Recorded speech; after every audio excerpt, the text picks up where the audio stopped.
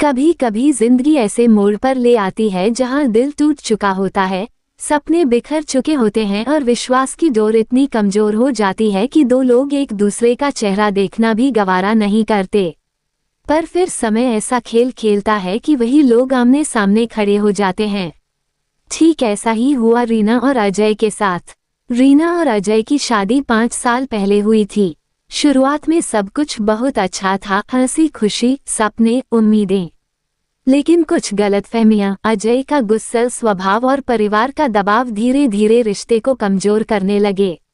रीना पढ़ी लिखी थी, लेकिन ससुराल वालों का मानना था कि शादी के बाद औरत को नौकरी नहीं करनी चाहिए।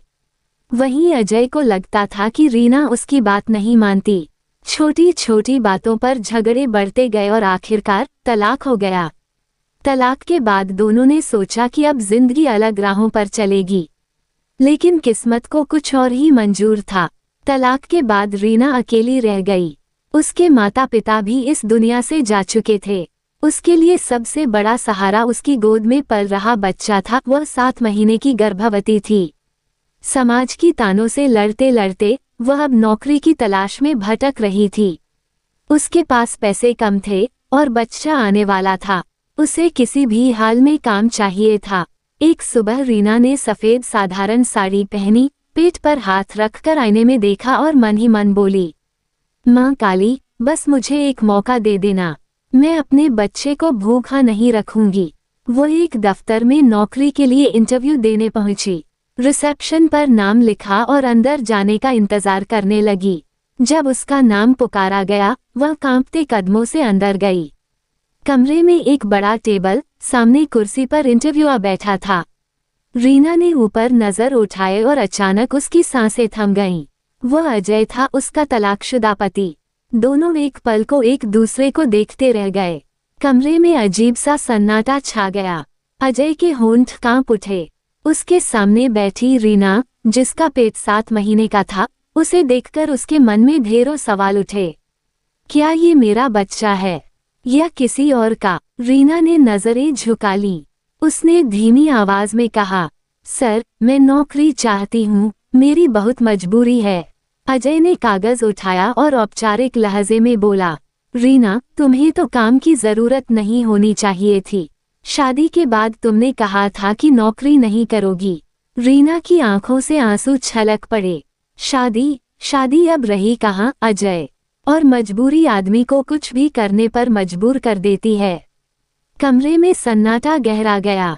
रीना ने कांपती आवाज में कहना शुरू किया, तलाक के बाद मैंने सोचा था कि मैं किसी तरह खुद को संभाल लूंगी, लेकिन पेट में पल रहा बच्चा दिन रात मुझे एहसास दिलाता है कि मुझे मजबूत बनना होगा। अजय, ये बच्चा तुम्हारा ही है। मैं इसे जन्म दूंगी और इसे किसी की भी कमी महसूस नहीं होने दूंगी। अजय का दिल बैठ गया। उसने महसूस किया कि गुस्से, अहंकार और परिवार के दबाव में उसने एक मासूम औरत और अपने आने वाले बच्चे को अकेला छोड़ दिया। अजय के भीतर की दीवारें टूटने लगीं। वो अपनी कुर्सी से उठा और रीना की तरफ बढ़ा। रीना, मैंने बहुत बड़ी गलती की, मुझे माफ कर दो। अगर तुम चाहो तो यह नौकरी तुम्हें मिल सकती है, लेकिन उससे भी ज्यादा, अगर तुम चाहो तो मैं तुम्हारे और बच्चे के साथ फिर से खड़ा होना चाहता हूँ। रीना ने उसकी ओर देखा। उसकी आंखों में हजारों सवाल थे। क्या तुम सच में मुझे और बच्चे को अपनाओगे, या फिर से वही सब होगा? अजय की आंखों से भी आंसू बहने लगे। नहीं रीना, अब मैं वही गलती दोबारा नहीं करूंगा। इस बार मैं पति नहीं, बल्कि एक पिता और सच्चा साथी बनकर खड़ा रहूंगा। रीना ने लंबी सांस ली और कहा, मैं तुम्हें माफ कर सकती हूँ अजय, लेकिन शर्त यह है कि अब हम एक दूसरे का सम्मान करेंगे। ये बच्चा हमारा रिश्ता दोबारा जोड़ने की डोर बनेगा। अजय ने सिर झुका लिया और कहा, हाँ रीना, मैं वादा करता हूँ। दोनों के बीच की दूरी पिघल चुकी थी। कहानी यहीं खत्म नहीं होती, ये तो नई शुरुआत है। इस कहानी का संदेश यही है कि रिश्ते झगड़े और गलतफहमियों से टूटते हैं, लेकिन अगर दिल साफ हो और इंसान अपनी गलती मान ले, तो हर रिश्ता दोबारा जुड़ सकता है। और सबसे बड़ी सच्चाई, माँ बनने वाली महिला को कभी अकेला मत छोड़िए, क्योंकि वही समाज की असली ताकत है। प्यारे साथियों, अगर आपको ये कहानी दिल को छू गई हो तो वीडियो को लाइक, शेयर, लाउडस्पीकर और कमेंट स्पीच बलून करना ना भूलें। कमेंट में लिखिए जय मां काली। और हाँ, ऐसी और कहानियां सुनने के लिए चैनल को सब्सक्राइब जरूर करें।